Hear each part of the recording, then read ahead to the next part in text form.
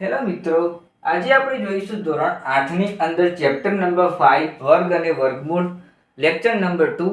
આગળનો વિડીયો ના જોયો હોય તો કૃપા કરીને જોઈ લેજો. આજના વિડીયોની અંદર આપણે જોઈશું નીચેનામાંથી કયા એકમનો અંક 6 હશે. તો ધારો કે એક્ઝામ્પલ તરીકે જોઈશું 19 નો વર્ગ. સૌપ્રથમ હવે 19 ના વર્ગની અંદર આપણે શું જોવાનું છે? એકમનો અંક 6 હોવો જોઈએ. જેમ કે સૌપ્રથમ આને એકમ કહેવાય, આને કહેવાય દશક. તો આપણે એકમની વાત કરીએ તો આપણે એકમની વાત કરીશું. સૌપ્રથમ 9 નો સ્ક્વેર લઈ લઈશું. તો આપણે એકમના અંકને આપણે 9 કહીશું, એટલે એ સ્ક્વેર કરી દઈએ એનો. તો 9 9 81. તો આન્સર મળ્યો, જે આન્સર મળ્યો એનો એકમનો અંક 6 હોવો જોઈએ. આનો એકમનો અંક આપણને 1 મળ્યો છે. તો આપણે એમ કહી શકીએ કે એકમનો અંક 6 નથી. આપણે એવું લખીશું, આટલા 6 આવવા જોઈએ. જો તો આટલે આન્સર આપણને 6 મળવો જોઈએ. સ્ક્વેર કરી જે એકમનો અંક આપેલો હોય સંખ્યામાં એનો સ્ક્વેર કરી જે જવાબ આવે એનો એકમનો અંક 6 હોવો જોઈએ. તો આપણને કહી શકીએ કે એકમનો અંક 6 છે. એ 6 છે. જોઈએ બીજી સંખ્યા, જેમ કે 24 નો સ્ક્વેર. હવે 24 નો સ્ક્વેર આપેલો છે. આપણે એકમનો અંક આપણે જાણીએ છીએ કયો છે? એ 4. તો 4 ને આપણે અલગ પાડીએ. 4 નો સ્ક્વેર આપણે જાણીએ છીએ 4 4 16. તો આવી રીતે 16 લખી દીધા.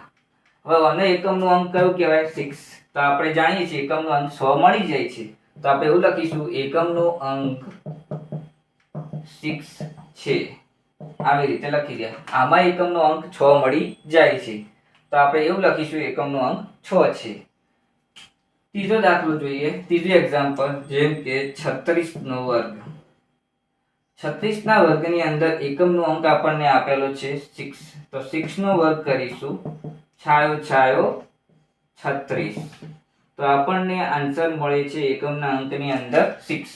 તો આ પણ એકમનો અંક છે. એકમનો અંક છે, 6 છે એવું કહી શકાય. બીજા એક્ઝામ્પલ થી આપણે જોઈએ.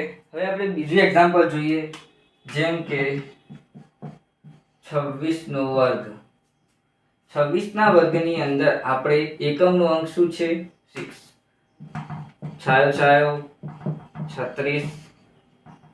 એકમનો અંક શું મળ્યો? 6. તો આપણે કહી શકીએ એકમનો અંક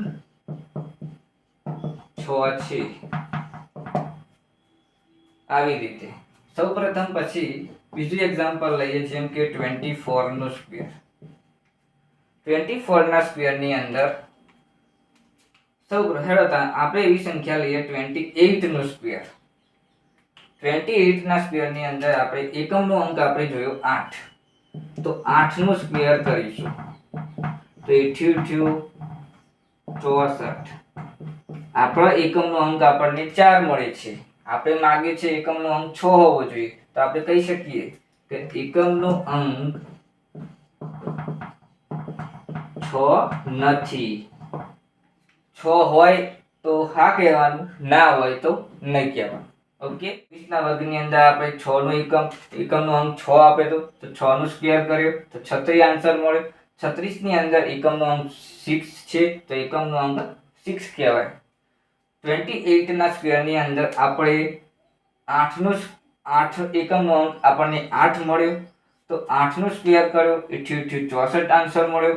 64 ની અંદર એકમનો અંક આપણને 4 મળ્યો. તો એકમનો અંક 6 નથી એવું કહી શકાય. કે 21 નો સ્ક્વેર. 21 નો સ્ક્વેર જોઈશું. તો 21 ના સ્ક્વેર ની અંદર એકમનો અંક આપણને 1 આલે છે. તો આપણે 1 નો સ્ક્વેર કરીશું.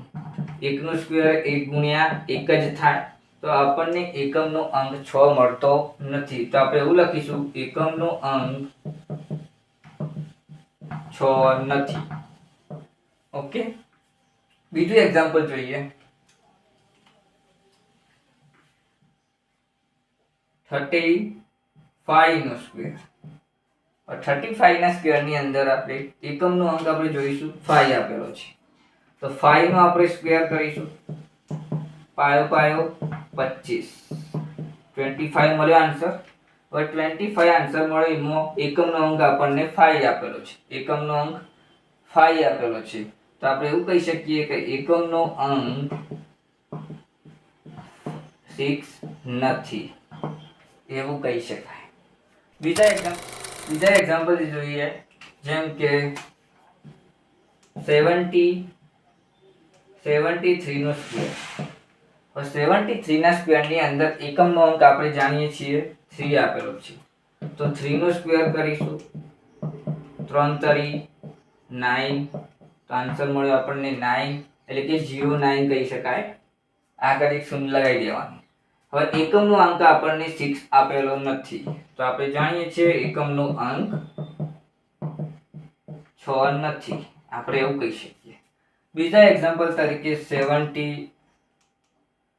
94 નો સ્ક્વેર આપેલો હોય, તો એકમનો અંક આપણને 4 આપેલો છે. 4 આપેલો હોય તો શું કરીશું, તો 4 નો સ્ક્વેર આપણે કરીશું, 4 નો સ્ક્વેર 4 16, તો આન્સર મળ્યો આપણને 16. તો એકમનો અંક આપણને 6 મળ્યો, તો આપણે એમ કહી શકીએ કે એકમનો અંક 6 છે. આવા એક્ઝામ્પલ જે આપણે જાણી શકીએ છીએ કે એકમનો અંક 6 ક્યારે મળે. તો આવી રીતે એકમનો અંક 6 મળે કે નહીં એ એક્ઝામ્પલ આપણે ચકાસીએ. આપણે એટલા એક્ઝામ્પલ આપણે ચકાસી લીધા.